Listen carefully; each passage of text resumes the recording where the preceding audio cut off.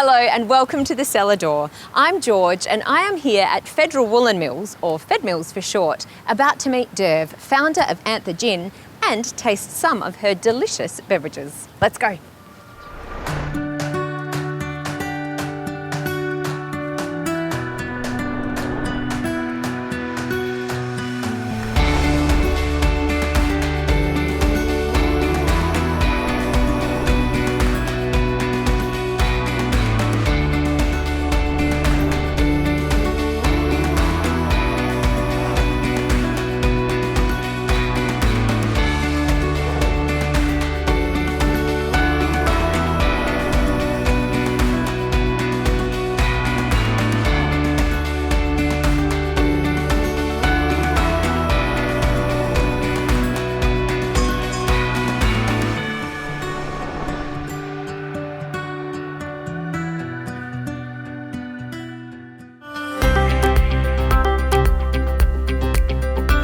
History is a key ingredient here at Anther Gin, an award-winning distillery situated on the Geelong waterfront. From the building to the brand to the shared story of the people who built it all, the history of Anther Gin is long and rich. I can't wait to sit down with co-founder Derv McGowan to hear all about it over a drink. Or two. Or three. We're very fortunate to be in this building, we feel. It's an amazing space. It's so beautiful. It's 105 years this year. So it was opened in 1915. It was one of the first times that they built a factory with ventilation and daylight in mind. So it was cutting edge at the time when it was built. This particular room and the one next door at the back there were both used as the boiler house. So we had electricity being produced by coal in this building, and we've got a massive chimney stack at the end of this building, which I love. Yeah, it's spectacular. Yeah, it's so gorgeous, and it's a really good marker, like site marker, so if you come down you just follow the chimney to the distillery. When we originally saw this site, the landlord, he said to me, I need to show you a building but it's leased. And we came down and he showed us this building and I immediately fell in love. Well, I think he was just going, I would love to have you here, but we can't because we've already committed. We were just gutted because we fell in love immediately. It was clearly crying out for a distillery to be placed in here. And we kept looking for other sites afterwards because we couldn't have this one. But every time we saw a site, Seb, who's my husband and my business partner, we'd turn to one another and we'd say, there isn't a chimney on this site. So then we started looking for chimneys, and none of the other chimneys were suitable. You were basically just looking for this exact building, yeah. And 6 months later, Cam emailed us and said, the lease has fallen through, would you like the spot? And of course we said yes, absolutely. And so that was sort of how it all began. And here you are. So your background is quite interesting though. You do have a history with gin, but you also have a history with microbiology. That's right. So I started my liquor journey at university. So I started working in nightclubs here. I mean, don't we all? Don't we all? So I started working in nightclubs in Geelong, and I met Sebastian at university. So I took a little break and went and worked in London, in cocktail bars in London. Seb was there as well. We worked with Dick Bradsell, who was the father of the 90s, early 2000 cocktail renaissance. So we were really lucky to be part of that. It was a very, very vivid time in Not London. just the colour of the liqueurs. Extraordinary drinks and lots of fun. And then I felt the call back to science, and we came back, and Seb got a job at various places, worked at Gin Palace, Supper Club, sort of all those iconic venues. And in the meantime, you're becoming a doctor. During that period of time, we also opened a bar called 1806 in Melbourne. Oh, sure. Yeah, and while all of that was going on in Seb's career, I was doing a PhD. And opening a bar. I helped a little bit with the bar, but I just said to him, I'm doing a PhD, I'm a bit busy. And I worked on human pathogens, so bacteria, human pathogens. And I got to the end of my PhD at a similar time that Seb got to a point in his career where we were both not sure whether we wanted to continue on that path. And then an opportunity came up for Seb to go and be a distiller at the Craft & Co in Collingwood. And he'd never distilled before, and I'd done a little bit of distillation and chemistry at uni. Yeah. You know, that's sort of enough. It's science. We can just read the manual. But we sort of worked it out together how to make gin.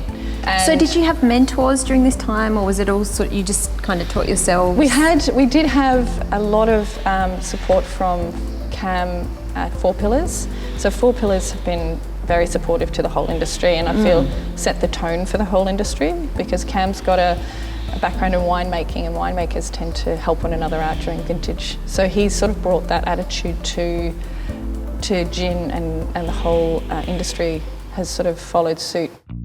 The friendly team at Anther have set up their customary tasting table for me, and Derv is about to talk me through the different gins and their unique flavours. When we were designing this, we spent a lot of time thinking about ways to break down the gin itself, so that people will be able to pluck sort of smells and tastes out of the gin easily. And the best way to do that is to prime your palate. So for example, here, this big glorious bowl here is juniper berries, just to sort of, so you can see them in sort of bulk, but we have them also on our little tasting plate. And what we do encourage people to do is, when we're doing our tasting, is to have a little taste of the gin, and then we'll get them to pick a juniper berry up and smell it, and then smell the gin again, and then you're primed to taste that note. Because spirits they can hold the flavour and the smell quite tightly, because it's a high ABV, and you sometimes need a little bit of help to find those flavours. So yeah, so will we get into the tasting? Shall we? Maybe. Let's. So the first one we've got is It's our flagship gin, Anther Australian Dry. which is the award winner. This is the award winner. This is the one that won the trophy for Champion Gin in 2018. So we started playing around with flavours in 2015, 2016. Most of the gins on the market were quite restrained, because the craft market was was burgeoning market. And I think the market was after sort of a more introductory sort of flavour, so people are coming back to gin for the first time in a while. But of course, we're seasoned gin drinkers, so we wanted a big, hefty gin, so lots of juniper, lots of citrus and spices. We also wanted that gin to stand up well in Savoy cocktails, so the Prohibition style cocktails and Savoy cocktails of the turn of the century, so things like Negronis, White Ladies. So when we made this, we put in literally bucket loads of juniper into the distillation process. And when you pick up the gin and have a smell, it's very much a gin. Like you can smell, there's lots of, and sort of a soft sort of smell too. Yeah. And that's because of the oils in the gin. So because we have so much juniper in there, Sure. the oils come out and it softens everything. So you can smell that. Now take one of the juniper berries here and just crush that up. So we'll be pulling the juniper oil, just break it open and just have a smell. Just sort of get those oils out. Well, it's quite a different scent. But you can smell this as sort of a pininess. Yeah. And yeah, that oil, you can feel that oil. Yeah, the oil's coming out. So you sort of have to work it out a little bit. Oh yeah. And you can smell that gin smell, but this is a very sort of, you can smell that that's not all that's going on in the gin. There's much more going on. So there's some of the other, so you can sort of now, you smelt juniper, if you smell your gin again, you can smell where the juniper is in that, and it sort of primes your nose for that. And so that's what we sort of try to bring to our gin tastings, is that sort of evocative sort of flavour and sensation of the gin. So this is 44%. When you taste this, you'll juniper and citrus up front. We've got a very spicy mid palate, not as in hot spice, but ginger, cloves, those sorts of like wintry spices, and that serves to balance the gin. And then we have a nice bitter finish, which I love. I'm a Negroni lover, so I love a little bit of bitterness. So Seb and I often, when we make this gin, the bitterness comes in at the very end of the gin distillation, and we used to sort of almost fight over when we were going to cut it. And he'd be like, "It's time now," and I'm like, "No, it's not." A little bit more, and he's like, "No, now." I'm like, "No, don't touch it." So we'd be like this at the still, and eventually I would have to concede. Anyway, so back to the gin. Yes. So have a little taste. And then breathe out and in. You'll be able to get those flavours. The bitterness will come in Whoa. over the top. Yeah, it's really cool. I love botanicals. I feel like it's kind of like unpacking. Yeah. Don't go anywhere. I'll be back with more history and more gin after the break.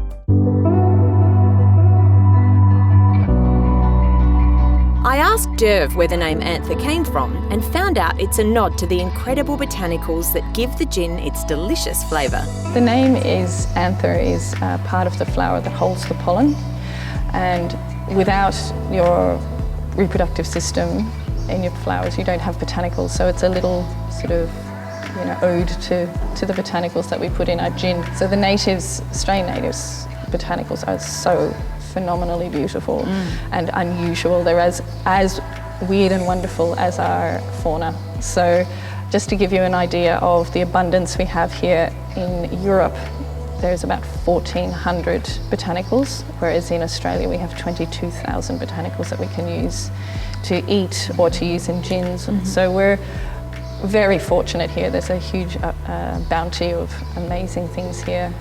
Of course, Aboriginal culture has known about this for eons, and we're only starting to actually appreciate it. And I feel also that Australia is starting to become a little bit prouder of what we have here.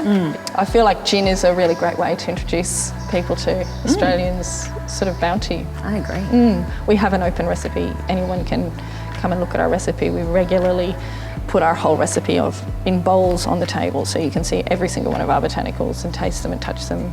People must enjoy that a lot, like non-distillers, I mean, just sort of... It's so fun, and it's part of what we do here.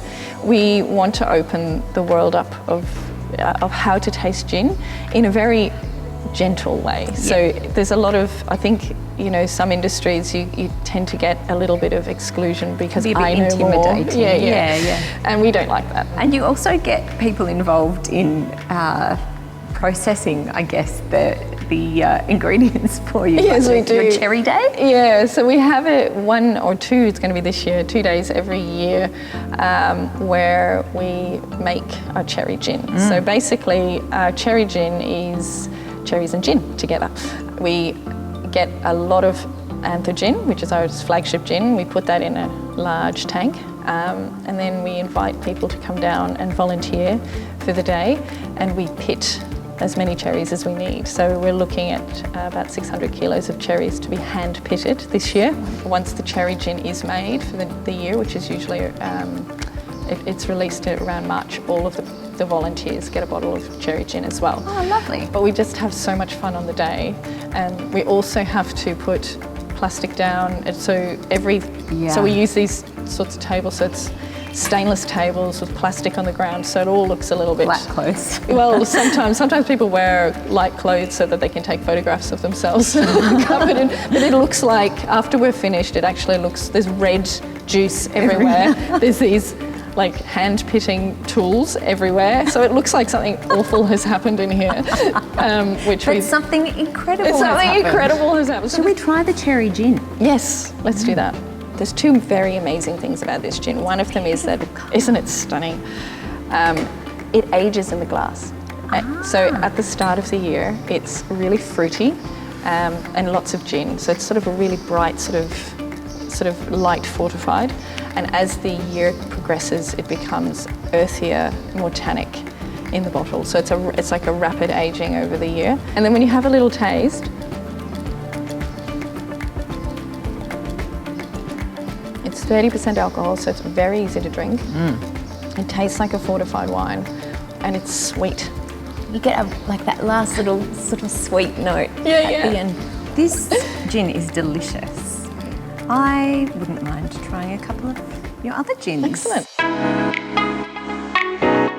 And so the next one is the Anther Goddess Strength. So this is for us a little homage to women in science and women in history. So what we've done with our logo for this one is we've hidden the logo, because a lot of women's success in history was written out by the men, and that's just what happened. One example is Rosalind Franklin, who was not included in the Nobel Prize for the discovery of DNA, and without her research we wouldn't have that Watson and Crick wouldn't have been able to understand the problem that they had, which was the DNA model that they were making was in the wrong orientation. So as a Feminist gin. Feminist gin, 100%. Great. So we've got things in there like Damiana, which is an aphrodisiac. We've also got sarsaparilla, which have estrogenoids. We've got maple syrup in there and honey, and that just makes it amazing. So is it a sweeter kind of palate? Have a taste. It's a big palate, but it's you've got to think of it. It's 58%.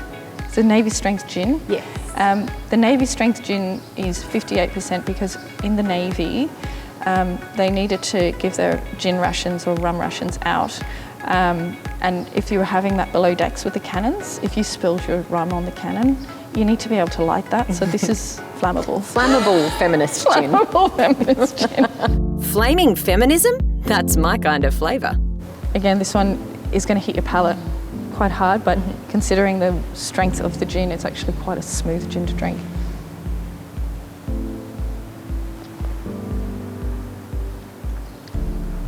I love that gin. Oh my God, that is delicious. Yeah. And yeah, it's certainly got a little bit of that. you can feel the heat. Yeah. In gins, you get a lot of your citrus from the coriander, but this one, these two, Anther and the Goddess, have got finger lime in them, and they've got the lemon-scented gum, and that gives this beautiful soft citrus, and the coriander gives a savouriness, and then you get this beautiful bright citrus that comes through from the coriander. That is delicious. It's very delicious. I don't know, like, it's dangerously delicious at 58%. I spoke about the cherry a little bit earlier. I love this gin. It's a soft, sweet gin. You can sip it, and you know, I often think of like a port when I drink that, sitting beside a fire, eating the cherry chocolates that you can get later when you make them again. So yeah, I love that gin as a sipper, and then the tonic with it is phenomenal. Each of these gins change dramatically when you add tonic, and if you add any garnishes to a gin, they'll also change the flavour of the gin. It'll pull out the citrus. If you add citrus in there, if you put rosemary, it'll pull out the spice. So some people even put juniper into their gin and tonic, and that just brings even more juniperiness out. So it's really quite fun. After the break, I get a tour of the historical Federation Woolen Mills.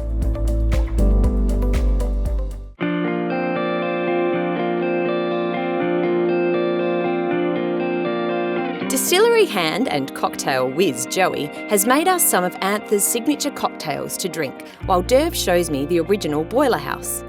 Built in 1915, for over 100 years this room has been largely unchanged. Derv has some exciting plans to revitalise the space whilst honouring its history, and I'm getting a guided tour. So we're in the boiler house of the building, which you are turning into a function room, is that right? Well, a bar and restaurant. So this site, as you say, was the boiler house, and did use to power the whole site. 105 years old and just gorgeous, tons of light. So beautiful, yeah. Yeah, we've got this huge window behind us here, and you can see all the way along here there's light, and we're basically going to be putting a bar just here, and the kitchen's in the back corner there, and in here there's going to be some dining settings. But you're preserving this original aesthetic. We're leaving the walls. We're leaving Ford, GMH and Telstar on the wall, on the wall, because this is part of the history of this area. This building slowly went out of service, or this site, the factory site, slowly went out of service over decades. So the businesses that were in here before you, there were a few, right? Well, there was the mills, and then we don't know. I don't actually know myself. I probably should know, but we can see from the walls. Like you can see up here, there's Ford, GMH, Telstar. That's going back a while. The old Telstar, and so there's obviously been car parts sort of dispensed from here, but it was a woolen mill and they had made fabric here for Ansett when Ansett was around. So they, it's very old. It's beautiful though. It is. Over here we're going to have basically couches, little booths. So we're going to have Chesterfield-like couches facing one another and a little coffee table in the middle. It's sort of like a speakeasy kind of Yeah, that's right. So we sort of, the vibe we're trying to evoke is as a speakeasy in a greenhouse.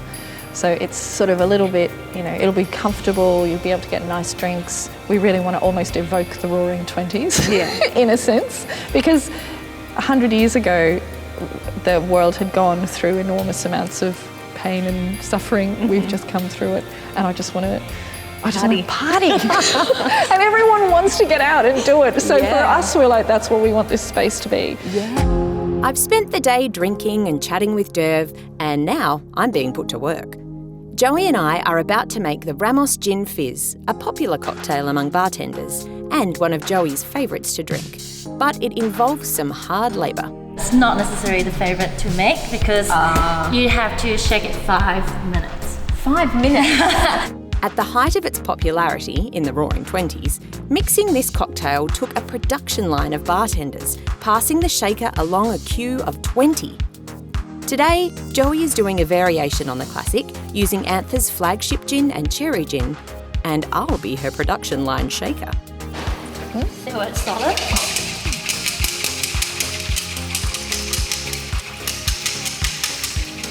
It's like a workout. So you just need to hold both. Just do that. Okay. Yeah. Here we go. You got this. Here you go. I'm gonna do the little shaking claps here. Here we Give me go. a beat. Good, Josh. Woo!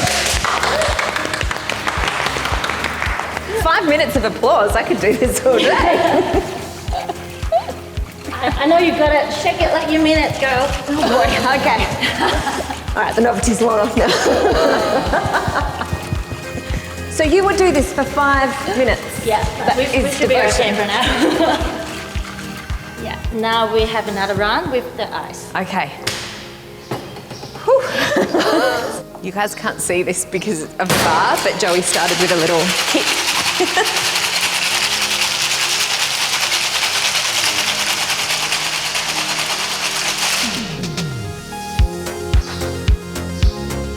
Oh, look at that.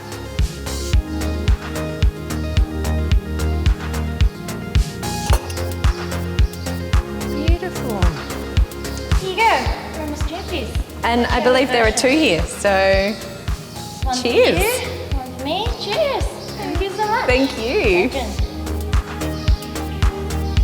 Oh yeah. Oh, we did very well. Not a bad way to finish the day here at Anther Gin in Geelong. Come for the chimney, stay for the delicious gin and extraordinary company. I'm not sure I'm ready to leave yet, but it might be time. Hello, it's me, the Gin Goblin.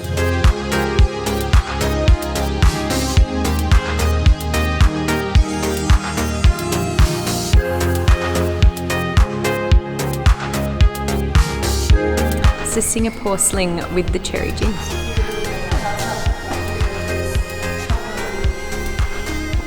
It's really good.